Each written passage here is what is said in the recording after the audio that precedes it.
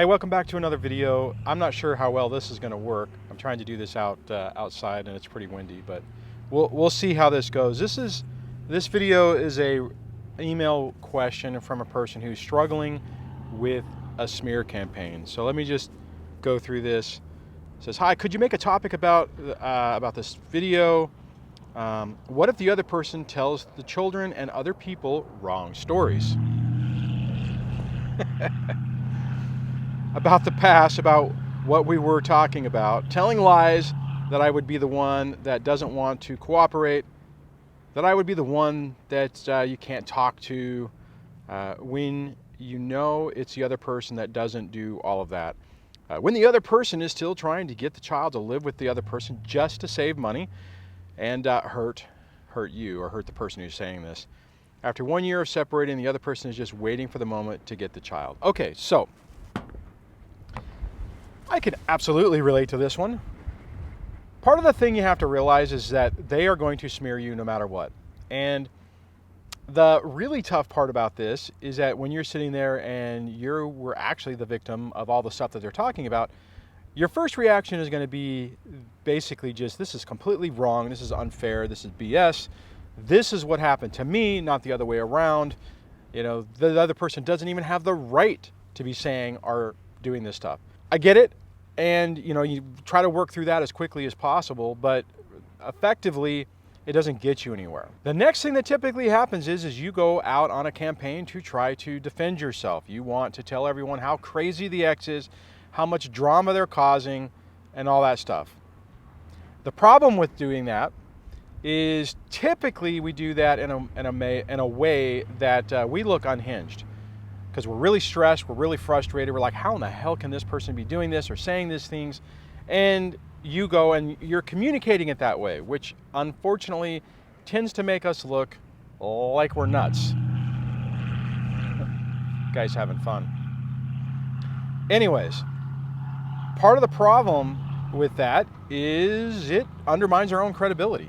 It starts to make us look like we're unhinged, and if the other person is going around saying, "Oh, it's just so sad that the other person just won't cooperate, and I so want to co-parent. I mean, if they would just let it go," right? So they're able, and my point is they're able to say it in a calm manner and say it with conviction and basically put on that performance that makes them look like they're stable and they're dealing with it okay, and that we're the ones who are completely freaking out. Doesn't matter whether the target on this is the mom or the dad, we all tend to respond the same way. And unfortunately, it really screws up our credibility, like what I was talking about. Hold on, let me let these guys go by. Got dune buggies and off-road trucks, guys having fun times. So the first thing is you have to focus on getting your environment stable. Realistically, it doesn't matter what the ex is saying about you. They can say whatever the hell they want, and they are going to say whatever the hell they want. Your best defense is proving by your actions that what they're saying isn't true. The little bonus with that is whenever you're able to do that, typically what happens is they start to ramp it up a little bit, they start to get unhinged, and it starts to undermine their credibility. So there's like a little gift with purchase in that regard. The thing with this is that it's really tough because you're in the midst of this situation, you're struggling with what's happened, you're struggling with the loss of the relationship, and then you're dealing with this effectively a smear campaign where they're undermining your your reputation, which in effect also undermines your credibility, and you're just like, are you kidding me? Will this ever end? And you kind of get stuck in that mode to where that's what you're looking at. You're like, this is BS. This is wrong. I'm doing everything I was supposed to do, and I'm struggling with the person who's made my life a living hell for 1, 2, 3 decades. And now they're going around saying they're the victim? That's the way I felt. When I first heard about this, I was like, are you kidding me? Seriously? I've been lied to for 20 years. I was freaking a scapegoat. I was a checkbook used for nothing. Everything was an illusion. Everything was a lie. I was really upset. And then when I heard that I abandoned them and I was abusive and I was this and that, I was just like, I was in complete and total shock. And I made the mistake of trying to defend myself, which didn't help. Guys, here's the thing.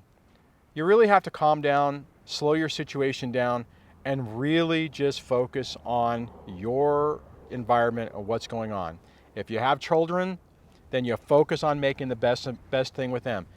Let me just give you this other little caveat. Do not spend that time trying to defend point by point with your kids what's being said about you. Don't worry about it. Prove it with your actions. Do the right thing.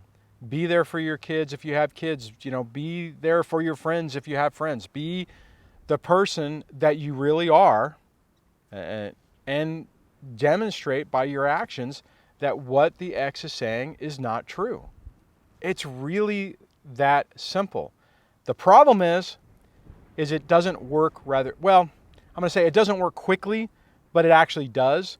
Let me tell you, when I stopped trying to chase every little accusation and try to point out every time the ex was lying or making up a story or exaggerating or taking it out of context, it made my life simpler. And the crazy part is things started calming down a lot quicker. So all the crap that she was saying and doing, yeah, of course there's people who are always going to believe. There's going to be, there's always going to be people in camp narcissist, and that's just, that's where flying monkeys come from, and people pick sides. You can't do anything about that. If that person is inclined to believe your ex, then they're not on, team your side anyways. And trying to chase around and trying to turn people on your side and build alliances, it's not worth the effort. I went through the same thing. I tried the same thing. It was an exercise in frustration. All it did was stress me out. Focus on eliminating the stress as much as you possibly can from your life. That will pay so much dividends. It'll be amazing, and you'll start to see it quickly. It takes time though, because you're gonna struggle with yourself to not fall for that trap and try to engage on every little accusation and every little thing that's going on, and just it's counterproductive. Don't waste your time on it. Focus on making your environment as stable and calm as possible, fostering or building the friendships that you have with people that are quality people, and phasing out the toxic people in your life. That is your goal. That is your mission at the beginning of this, and that is what's going to change the dynamic of your life and get things, not going, but pushing them in the right direction. So I know that's not the best answer. You really want to hear, oh, we'll just do step 1, 2, and 3, and they will be exposed like the emperor with no clothes in the middle of the town square, and everyone will see. Fortunately, it doesn't work that way. I'll give you one other example before that happened with me on this. I had one friend that was a mutual friend, and I tried to explain what was going on. I put some stuff out there like, hey, things aren't as they seem, and ultimately it was proven true. But I think that it hurt my credibility by saying that in the beginning. And then there was another mutual friend, childhood friend from our daughter, that I didn't. I'm like, you know what? I'm not going to say anything about the ex. You want to be, I don't care. Not a big thing. The only thing I said is it's a high conflict divorce, and that's it. But I don't, but this is, this relationship is about our kids and not about the exes. And what I found with that one is very quickly, my ex demonstrated her true colors, exposed herself for who she was, and I never had to really say anything about it. So just think about that. Hopefully that can help you deal with this. I know it's tough. I still remember that first day. I don't remember where I was. Maybe I don't know if I was at work or sitting in my car or where I was. But when I first heard that, someone's like, oh, you're abusive. Your ex says you're abusive, and you did this and you did that, and you just left them and you did this. Just this laundry list of stuff. And I'm like, are you kidding me? Like, for 2 decades, I did everything for her, basically gave her a free lunch, and now she's going around saying I'm a piece of crap and I'm abusive? Oh man, it hurt. It really hurt. That's not me. But you know what? People are going to believe what they want to believe, and the people who know you are going to believe the truth. Don't fall for the trap, guys. Do not fall for the trap of going out of your way to try to defend yourself in an unhinged, stressed out manner, because that's exactly, more than likely, what you're going to do, because you're going to be stressed and unhinged, just like I was. Doesn't help you. Don't fall for the trap. Be as calm and stable as possible. Make them look like they're the knuckleheads, and let them implode on themselves. Okay, one of the other things I wanted to mention that I forgot on the other video, the person finished up talking about the fear of the ex trying to orchestrate to get the kids. And here's the thing, and I can relate to this because, oh my God, I was so scared about this. This was one of those things that absolutely was dominating every freaking waking moment, because I just knew that the ex was trying to manipulate the situation, manipulate the kids, tell everyone I was a horrible person for the sole effect of getting the kids, and, you know, moving states and all kinds of other horrific things.